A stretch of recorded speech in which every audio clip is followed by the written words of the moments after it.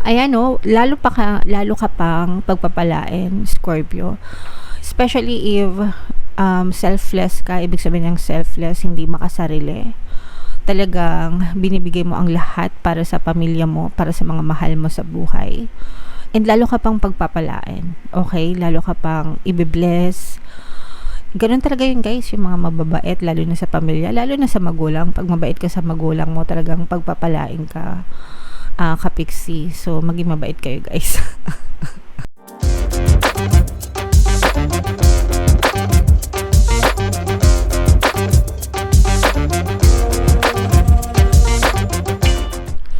Hello guys, hello Scorpio, welcome back to Pinoy Pixie Tarot.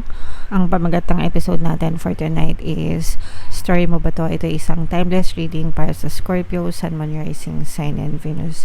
Sa reading na to guys, titingnan natin where you are right now, mga potential and challenges nyo, what you need to focus on, your past, present, and future energy guys, mga suggested approach, and yung potential future ng story nyo guys. So, shuffle ko to. Hanapin natin yung energy ng Scorpio.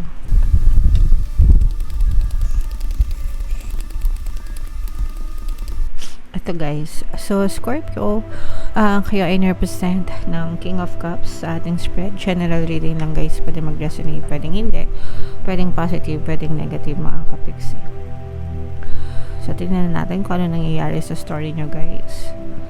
This is happiness, mga kapiksi. For some of you, pwedeng punong-puno kayo ng kaligayahan right now. Especially sa relationship.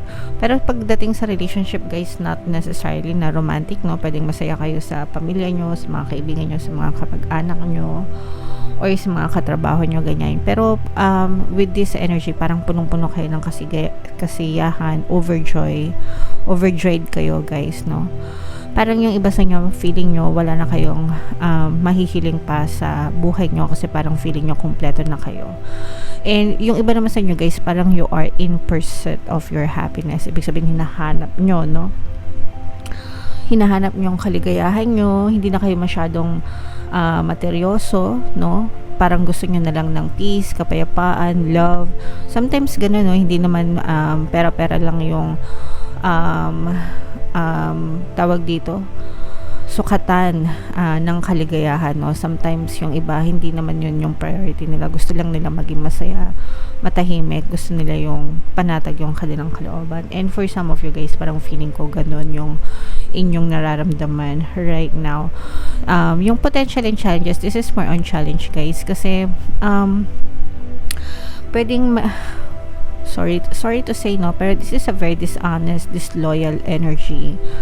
And pwedeng may sumira dun sa kaligayahan nyo dahil sa pambabackstab ng ibang tao na malapit din sa buhay nyo, kasi you value your relationship so much. Ibig sabihin, lahat ng relationship nyo, romantic man, sa friends man, sa kaibigan man, sa family man, talagang tinitreasure nyo. And dadating yung, for some of you guys, parang merong magta-traitor sa inyo and sobrang masakit siya para sa puso nyo, no? Kasi syempre pagka malapit sa yung tao tapos niloko ka or binitray ka, diba? Iba talaga yung sakit. So for some of you, pwedeng maranasan nyo yan guys, or pwedeng naranasan nyo na rin, mga kapiksi. Okay?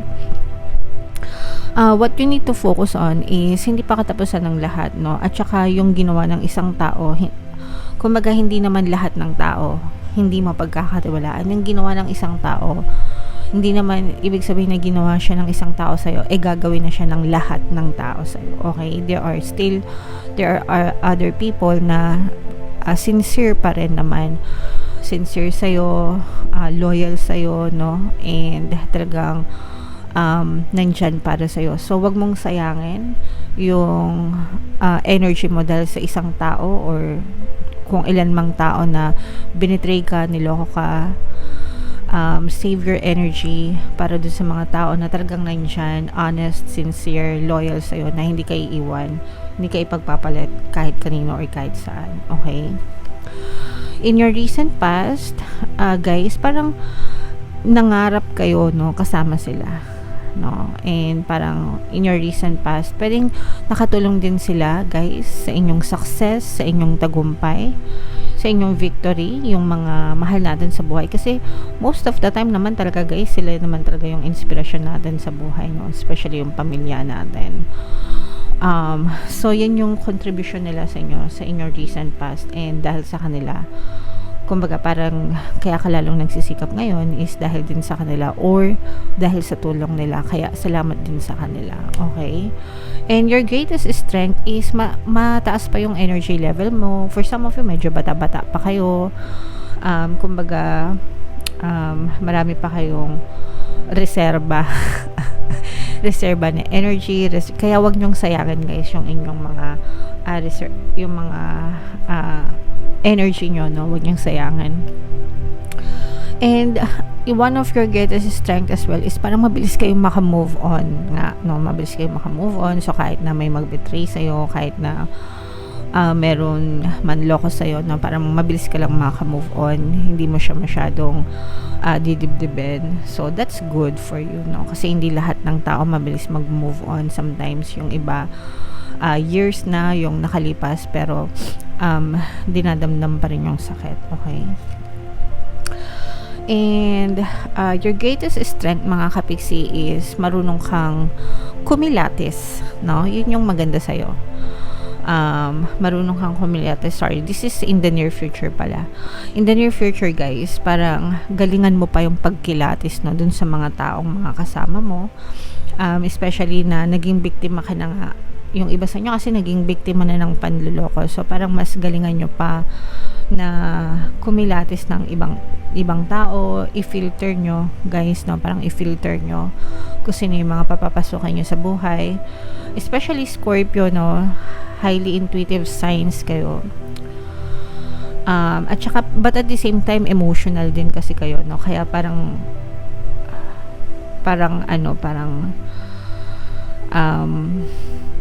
mabilis kayong masaktan, okay, balat sibuyas, pero mabilis din kayong makamove on. So in the near future guys, parang use your intuition more to filter yung mga tao na papapasukin nyo sa buhay nyo para hindi masayang yung energy nyo. Wow! So suggested approach guys is wag mong ilimit yung sarili mo dun sa mga resources na nasa paligid mo, dun sa mga tao na nakasanayan mo, kasi parang marami ka pang mas makikilalang mga tao. Angel number 1010 guys, check nyo yung ibig sabihin yan, kasi baka may additional namin sa inyo ang inyong mga gabay. And kumbaga wag mo ilimit yung sarili mo dun sa space mo lang. Pwede ka pang lumabas, get to know more people, marami ka pang pwedeng makilala. And for some of you guys, parang sila din yung mga tao na to na mahal mo, parang sila din yung source of inspiration mo nga. Parang lalo ka magsisikap sa kanila, and actually sila na mismo yung treasure mo, no? Sila na mismo sila yung mahalaga sa'yo kaysa sa kahit ano pa man na kaperahan, pero nagsisikap ka para ibigay yun sa kanila. But para sa'yo, mas importante na sama-sama kayo. Importante para sa'yo na connected pa rin kayo sa isa't isa. So, parang for you, walang katumbas na pera or kayamanan yung value na nabibigay sa'yo ng mga mahal mo sa buhay. Okay? Ayan, no, lalo ka pang pagpapalain, Scorpio. Especially if selfless ka. Ibig sabihin ng selfless, hindi makasarili. Talagang binibigay mo ang lahat para sa pamilya mo, para sa mga mahal mo sa buhay. And lalo ka pang pagpapalain. Okay? Lalo ka pang ibibless. Ganun talaga yun guys, yung mga mababait, lalo na sa pamilya, lalo na sa magulang. Pag mabait ka sa magulang mo, talagang pagpapalain ka, kapiksi. So maging mabait kayo guys. Okay, maging mabait kayo sa magulang nyo. So yeah, ito i-mind mo yan guys, mind, blessings, abundance of love, abundance of happiness, pagpapala. Yan talaga yung nakikita natin na very positive energy para sa inyo. Your hopes and fears, this is more on parang both, no? Dadating yung time na parang isa sa mga kinakatakutan mo is parang hindi mo na paano kung wala ka na magawa para sa kanila, wala ka na maibigay para sa kanila, so you tend to overthink. And at the same time guys, parang sinasabi din na mag-pause ka din, magpahinga ka rin, and pakinggan mo din yung sarili mo, no? Walang masama guys na tumulong tayo and magtrabaho tayo para sa pamilya natin, ganyan. Pero sometimes nababypass na natin yung sarili natin, na-take for granted na natin, hindi na natin napapansin yung sarili nating needs, no? Yung sarili nating pangangailangan, even dun sa point na sometimes pati yung sarili nating kalusugan ay napapabayaan natin. So, dapat pa rin guys, dapat pinagtutuunan pa rin natin ng pansin yung sarili nating kalusugan. Okay? So, wag natin yan ipagwalang bahala mga kapiksi. And yung potential future nito mga kapiksi, no, parang yung tahanan nyo mga kapiksi, parang mas lalo pa siyang magiging solid, mas lalo pang magiging matatag, matibay, no? Matatag, matibay yung inyong tahanan, kasi nga yun talaga yung yun talaga yung gusto mo, no? Yung magkaroon ng stable na tahanan. For some of you guys, I'm sensing na maaari ka makapagpagawa ng bahay, no? Comment down below sa mga naka-resonate. Parang yung iba sa nyo, kaya kayo nagsisikap is para makapagpatayo ng bahay, ng sariling bahay. Para sa mga, kung nangungupahan kayo, ganyan. Or maipagawa yung bahay nyo, or maiparenovate yung bahay nyo, ganyan.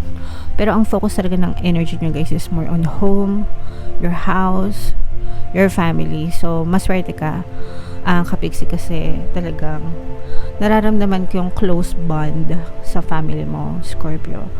And para sa akin, walang masihigit na kahit anong kayamanan kaysa sa pamilya, no? Sa mga family-oriented natin ng mga kapiksi, this reading is for you. So, comment down below guys if naka-resonate kayo, okay? So, super nice, super ganda. Tingnan natin yung additional na message for you guys. Shuffle ko to. Habang sinashuffle ko to, panoorin nyo muna yung video natin regarding sa ating paano mag-manifest ng abundance video course. Kapiksi, sawa ka na ba sa mga struggles at hirap sa buhay mo? Masipag ka ba at masikap sa buhay ngunit hindi ka pa rin umaasenso? Ilang beses ka na bang nag-attempt mag-negosyo at mag-invest pero palagi ka pa rin nalulugi? Sa pagkakataon na ito ay maaaring may subconscious beliefs ka na nagiging balakid sa iyong pag-unlad at pagyaman. Introducing, paano mag-manifest ng abundance video course. Dito ay matututunan mo ma-overcome ang mga balakid mo para tuluyan ka ng umunlad, umasenso, sumagana, maging matagumpay, successful at maswerte sa iyong kabuhayan, pera, trabaho, negosyo, salapi at kaperahan ng bonggang-bongga. Dali, mag-send na ng email sa pinoypixitaro@gmail.com at simulan na ang iyong pagyaman ngayon. Alright, so sa lahat ng gusto mag-avail ng course guys, yung promo natin for July, magbibigyan ko ng 500 pesos na discount until July 31 guys. So, avail nyo na, super ganda. And meron tayong bagong course guys, paano mawala ang third party at magkaroon ng harmonious na relationship para mawala yung mga kabit-kabit ng mga jowa nyo guys. Super ganda, 30% discount pa rin tayo until July 31. Samantalin nyo guys, habang mura pa kasi sobrang ganda talaga ng course. So, ito yung additional message natin guys, creativity, no? So, for some of you, yung iba sa nyo guys, parang I'm sensing na yung pamilya nyo pa rin, no? Your loved ones. Parang, especially kung meron kang creative side, talent, mga talent sa pagkanta, pagsayaw, pagguhit, yung mga sa arts, ganyan.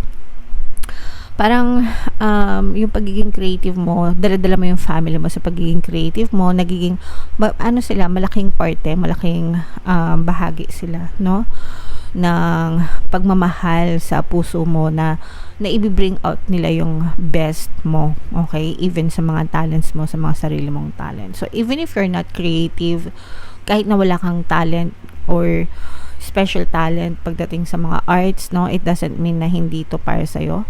It means na your family, your love for your family is bringing out the best in you. So, para nagiging best version ka ng sarili mo dahil sa pamilya mo, nagiging makulay talaga yung mundo mo, yung isip mo, yung pakiramdam mo dahil sa kanila, okay? Alright, so comment down below, Scorpio, if feeling nyo naka-resonate kayo, guys. And, by the way, guys, no, pinopromote ko yung bago nating Subliminal, pantaboy ng malas, pang-akit ang swerte, kasi super effective niya guys, and ang dami ng success stories na pinopost ko guys sa community tab. Kahit ako nanalo ko sa loto nanalo ko ng scratch card at saka ng 3 numbers, so Ang saya-saya ko na nun, guys. So, yeah, pakinggan nyo. So, ito yung playlist, guys. Lalagay natin dito para mapakinggan nyo. And ito naman yung ating success stories ng paano mag-manifest ng abundance video course. Click here to subscribe, guys, and click here to join our membership program. Thank you for liking, sharing, and subscribing, and see you again next time. I love you all, guys. Have a nice day. Bye-bye.